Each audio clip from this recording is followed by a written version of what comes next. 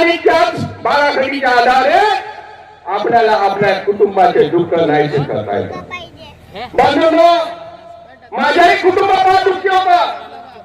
माझ्या कुटुंबात 10 वर्ष दुःखी राहिलं आणि 10 वर्षामध्ये मर्यादा आहे आणि मर्यादा ही सर्वात दिलेली आहे.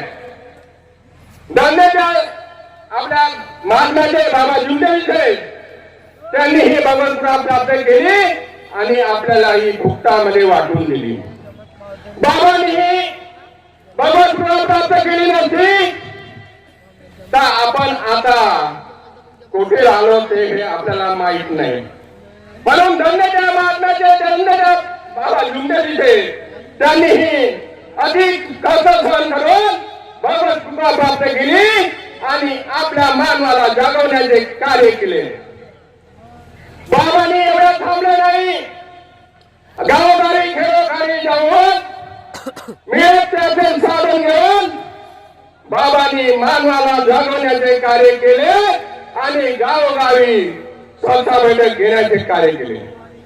बाबांनी सांगितलंय स्वतः बैठकीला काय महत्व आहे. कारण की जसं आपण शाळेमध्ये जातो आणि शाळेमध्ये आपल्याला जसं ज्ञान भेटतंय तसाच ही आपल्या हे भगवत कृपेची शाळा आहे आणि या शाळेमध्ये आपल्याला भगवत कृपेचा ज्ञान मिळतो आणि त्या ज्ञानावरून आपल्या कुटुंबाचे दुःख नाहीसे करता येतो. बंधूंनो, बाबांनी आज एवढी मोठी मंडळ तयार केलाय आणि या मंडळ फक्त मंडळाला शब्द दिलाय. बंधूंनो, बाबांनी भगवत कृपा प्राप्त केली नसती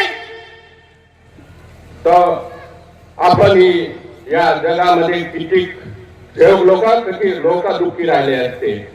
कारण की ही बाबांनी 4 तत्व 3 शब्द 5 नियम हे आपल्या सेवकांना दिले आहेत आणि त्याच बाराखडीच्या आधारे आपल्याला आपल्या कुटुंबाचे दुःख नाहीसे करता येते. बंधूंनो, माझ्याही कुटुंबात दुःखी होता. माझ्या कुटुंबात 10 वर्ष दुःखी राहिलं आणि 10 वर्षामध्ये मी माझ्या कुटुंबातले सर्व लोक तांत्रिक मांत्रिक देवी देवता याच्या त्याच्याकडे जात होतो पण माझ्या कुटुंबाचे दुःख नाहीसे झाले नाही. पण या मार्गामध्ये 3 दिवसाच्या कार्यामध्ये माझे 10 वर्षाचे दुःख माझ्या कुटुंबातले 10 वर्ष दुःख 3 दिवसाच्या कार्यामध्ये नाहीसे झाले. एवढी मोठी बाबाची कृपा आहे.